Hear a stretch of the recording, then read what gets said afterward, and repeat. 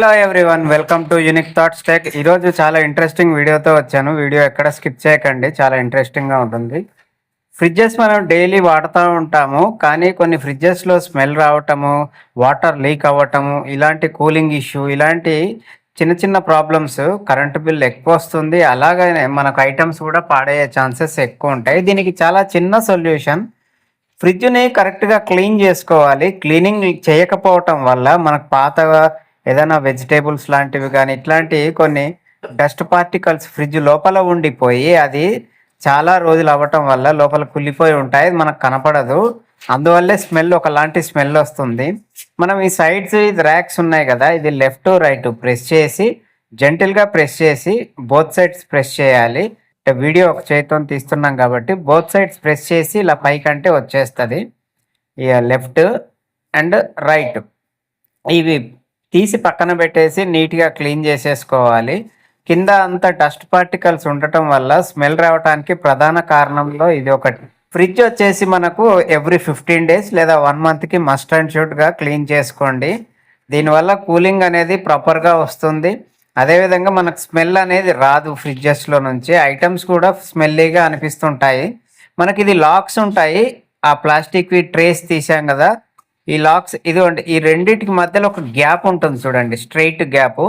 ఈ గ్యాప్లో ఆ 2 లాక్స్ కరెక్ట్గా కూర్చోవాలి, ఇక్కడికి అక్కడికి. ఇది టఫ్ అండ్ గ్లాస్, మనం జెంటిల్గా ఇలా రిమూవ్ చేయొచ్చు, చేసి వాష్ చేసేసుకోవచ్చు, ప్రాబ్లం లేదు. కానీ ఎక్కడ తగలకుండా చూసుకోండి, ఇది గ్లాస్ కదా, బ్రేక్ అయ్యే ఛాన్స్ ఉంటుంది. మనకు పెట్టాక ఇలా లాక్స్ ఉంటాయి, అంటే ఒక్కొక్క మోడల్కి ఒక్కొక్క లాక్స్ లాగా ఇలా ఉంటుంది.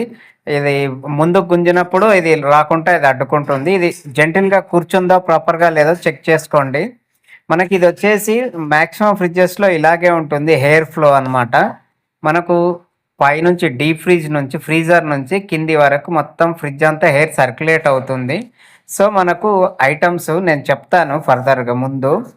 ఇది వచ్చేసి మనకు వాషింగ్ మిషన్లో ఎలా అయితే డ్రైన్ అవుట్ ఉంటుందో, ఇది డ్రైన్ అవుట్ అనలేము, కానీ వేస్టేజ్ వాటర్ అన్నీ కూడా ఈ యొక్క చిన్న నాబ్స్లోంచి మెల్లిగా 1 by 1 డ్రాప్ లాగా వెళ్ళి వెనక ట్రే ఉంటుంది, డ్రైన్ ట్రే లాగా, అందులో పడి ఎవాపరేట్ అవుతాయి. సో ఈ ట్రేని కూడా మనము క్లీన్ చేసుకోవాలి. అక్కడ డస్ట్ పార్టికల్స్ అవన్నీ ఉండి ఈ నాబ్ అనేది జామ్ అయిపోతుంది. దానివల్ల కూడా ఫ్రిడ్జ్లోంచి వాటర్ బయటికి వస్తుంటాయి. ప్లస్ అక్కడ స్మెల్ కూడా తడి ఉండటం వల్ల రెగ్యులర్గా స్మెల్ కూడా వస్తుంది. సో అక్కడ నీట్గా ఏదన్నా చిన్నది ఇట్లా స్పూన్ లాగా లేదా చిన్న ఏదన్నా కర్రలాగా టూత్పిక్ లాంటిది ఉంటే క్లాత్లో పెట్టి క్లీన్ చేసుకోండి. ఇది మనకు ఫ్యాన్ ఉంటుంది డీ ఫ్రిడ్జ్లో, ఆ ఫ్యాన్ ద్వారా మనకు ఏంటంటే రొటేట్ అవుతూ ఉంటుంది ఇట్లా ఫ్రిడ్జ్ మొత్తం హెయిర్. కాబట్టి ఆ యొక్క ఫ్యాన్కి దగ్గరలో ఎటువంటి ఐటమ్స్ పెట్టకండి. ఇది గ్యాస్ కిట్ సైడ్కి రబ్బర్ది ఉంటుంది, ఇది నీట్గా క్లీన్ చేసుకోవాలి. ఆఫ్టర్ ఇది క్లీన్ బిఫోర్ వీడియో రికార్డ్ అవ్వలేదు, ఇది క్లీన్ అయ్యాక మీకు చూపిస్తున్నాను. ఇలా నీట్గా జెంటిల్గా మెయింటైన్ చేసుకుంటే ఫ్రిడ్జ్లో స్మెల్ రావటం ఉండదు, అదేవిధంగా వాటర్ లీకేజ్ కూడా ఉండదు. ఒకవేళ మీరు సింగిల్ డోర్ రిఫ్రిజిరేటర్స్ అయితే డీఫ్రాస్ట్ చేసుకోండి.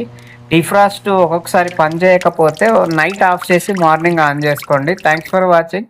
ఇలాంటి మరిన్ని ఇంట్రెస్టింగ్ వీడియోస్ కోసం మన ఛానల్ని సబ్స్క్రైబ్, లైక్, షేర్ చేయండి.